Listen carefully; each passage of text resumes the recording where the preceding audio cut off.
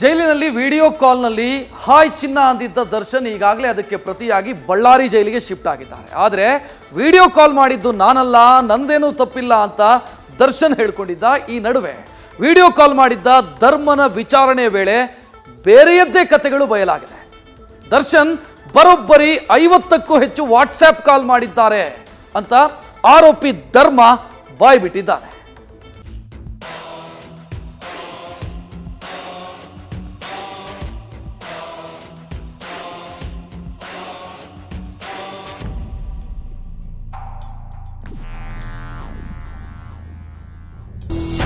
ಇಷ್ಟು ದಿನ rowdy sheeter ಧರ್ಮ ಪುಡಿ ರೌಡಿ ಸತ್ಯಗೆ ವಿಡಿಯೋ ಕಾಲ್ ಮಾಡಿ ದರ್ಶನ್ನ ಮಾತಾಡ್ಸಿದ್ದ ಅಂತ ಗೊತ್ತಿತ್ತು.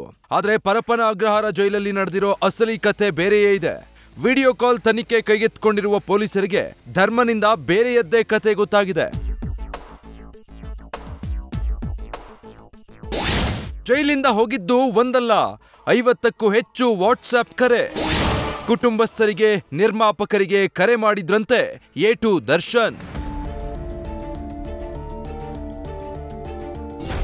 ವಿಡಿಯೋ ಕಾಲ್ ಪ್ರಕರಣದಲ್ಲಿ ದರ್ಶನ್ A1. ತನಿಖೆಯ ವಿಚಾರಣೆಯಲ್ಲಿ ರೌಡಿ ಶೀಟರ್ ಧರ್ಮ ದರ್ಶನ್ ವಿರುದ್ಧ ಆರೋಪ ಮಾಡಿದ್ದಾನೆ. ಪರಪ್ಪನ ಅಗ್ರಹಾರ ಸೆಲ್ನಿಂದ ದರ್ಶನ್ ಕುಟುಂಬಸ್ಥರು ಹಾಗೂ ನಿರ್ಮಾಪಕರು ಅಂತ ಸುಮಾರು 50ಕ್ಕೂ ಹೆಚ್ಚು ವಾಟ್ಸ್ಆಪ್ ಕರೆ ಮಾಡಿದ್ದಾರೆಂದು ಪೊಲೀಸರ ಮುಂದೆ ಖೈದಿ ಮಾರ್ಕೆಟ್ ಧರ್ಮ ಬಾಯ್ಬಿಟ್ಟಿದ್ದಾನೆ. ಧರ್ಮನ ಬರ್ತ್ಡೇ ದಿನ ದರ್ಶನ್ ವಿಡಿಯೋ ಕಾಲ್ನಲ್ಲಿ ಮಾತಾಡಿದ್ರು. ನಂತರ ವಿಚಾರಣೆ ವೇಳೆ ಆರೋಪಿ ದರ್ಶನ್ ನನ್ನದೇನು ತಪ್ಪಿಲ್ಲ ಅಂದಿದ್ರು. ವಿಡಿಯೋ ಕಾಲ್ ಬಗ್ಗೆ ಪೊಲೀಸರು ಧರ್ಮನ ವಿಚಾರಣೆ ನಡೆಸಿದಾಗ ಈ ವೇಳೆ 50ಕ್ಕೂ ಹೆಚ್ಚು ಬಾರಿ ವಾಟ್ಸ್ಆಪ್ ಕರೆ ಮಾಡಿರೋದು ಬೆಳಕಿಗೆ ಬಂದಿದೆ. ಕುಟುಂಬಸ್ಥರು, ಸ್ನೇಹಿತರು ಹಾಗೂ ನಿರ್ಮಾಪಕರಿಗೆ ದರ್ಶನ್ ಕರೆ ಮಾಡಿದ್ದು ಯಾರ್ಯಾರಿಗೆ ಎಷ್ಟು ಬಾರಿ ಕರೆ ಮಾಡಿರಬಹುದು ಎಂಬುದರ ಬಗ್ಗೆ ತನಿಖೆ ತೀವ್ರಗೊಂಡಿದೆ. ಪರಪ್ಪನ ಅಗ್ರಹಾರದಲ್ಲಿ ಅಕ್ರಮ ಮೊಬೈಲ್ ಡೀಲಿಂಗ್ ಜಾಲ. ಹಣ ಕೊಟ್ರೆ ಸಿಗುತ್ತೆ SIM, keypad, android mobile. Darshan ರಾಜಾತಿಥ್ಯ ಫೋಟೋ, ವಿಡಿಯೋ ಕಾಲ್, ಆರೋಪಿಗಳ ಕೈಯಲ್ಲಿ ಮೊಬೈಲ್ ಇವೆಲ್ಲ ನೋಡ್ತಿದ್ದಂತೆ ಜೈಲಿನಲ್ಲಿ ಕೈದಿಗಳ ಕೈಗೆ ಮೊಬೈಲ್ ಹೇಗೆ ಸಿಕ್ತು ಅನ್ನೋ ಪ್ರಶ್ನೆ ಉದ್ಭವ ಆಗಿತ್ತು. ಆದ್ರೆ ಪರಪ್ಪನ ಅಗ್ರಹಾರ ಜೈಲಿನಲ್ಲಿ ಇವೆಲ್ಲ ಕಾಮನ್ ಅಂತೆ.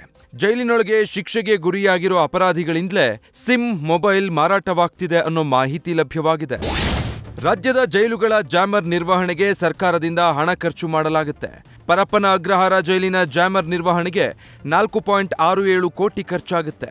ಜಾಮರ್ ಹಾಕಿದ್ರೂ ಜೈಲಿನೊಳಗೆ ಮೊಬೈಲ್ ಬಳಕೆ ಹಾಗೂ ಮಾರಾಟ ಜಾಲವಿದೆ.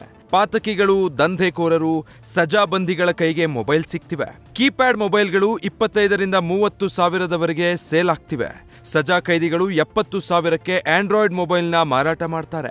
ಜೈಲಲ್ಲಿ ಇದ್ದಷ್ಟು ದಿನ ಯೂಸ್ ಮಾಡೋಕೆ 3ರಿಂದ 4 ಸಾವಿರಕ್ಕೆ ನಕಲಿ ಸಿಮ್ಗಳು ಸಿಗ್ತವೆ. ನಕಲಿ ದಾಖಲೆಗಳ ಮೂಲಕ ಅಪರಾಧಿಗಳು ಸಿಮ್ ಸೇಲ್ ಮಾಡ್ತಾರೆ. ಈಗ ಮೊನ್ನೆ ದರ್ಶನ್ ಅವ್ರದ್ದು ಒಂದು ಫೋಟೋ ಹೊರಗೆ ಬಂದ ಮೇಲೆ ಎಚ್ಚರಿಕೆ ಆಯಿತು. ಎಲ್ಲದೂ ನಡೀತದೆ. ಹಣ ಇದ್ದವನು ಏನು ಬೇಕಾದ್ರು ಹೇಗೆ ಬೇಕಾದ್ರು ಐಷಾರಾಮಿ. ಕೆಲವರಿಗೆ ಸೆರೆಮನೆ ಆದರೆ ಕೆಲವರಿಗೆ ಅರಮನೆ. ಅದು ಆ ರೀತಿ ಸೌಲಭ್ಯಗಳಲ್ಲಿ ಸಿಗುವಂಥ ಸ್ಥಿತಿ. ಗಾಂಜಾ ಇದೆ, ಅಫೀಮ್ ಇದೆ, ಏನು ಬೇಕಾದ್ರೂ ಅಲ್ಲಿ ಸಪ್ಲೈ ಆಗ್ತದೆ. ಜೈಲಲ್ಲಿ ಮೊಬೈಲ್ ಡೀಲಿಂಗ್ ನಡೀತಾ ಇದ್ರೂ ಕೇಂದ್ರ ಕಾರಾಗೃಹ ಅಧಿಕಾರಿಗಳಿಗೆ ಮಾಹಿತಿ ಇಲ್ವಾ ಎಂಬ ಪ್ರಶ್ನೆ ಮೂಡಿದೆ. ಅಥವಾ ಎಲ್ಲ ಗೊತ್ತಿದ್ರೂ ಕಣ್ಮುಚ್ಚಿ ಕುಳಿತಿದ್ದಾರೆ ಎಂಬ ಅನುಮಾನ ವ್ಯಕ್ತವಾಗಿದೆ. Prajwal, crime bureau, news first. News first ನಿರ್ಭೀತಿಯಿಂದ ನಿಮ್ಮ ಪರವಾಗಿ.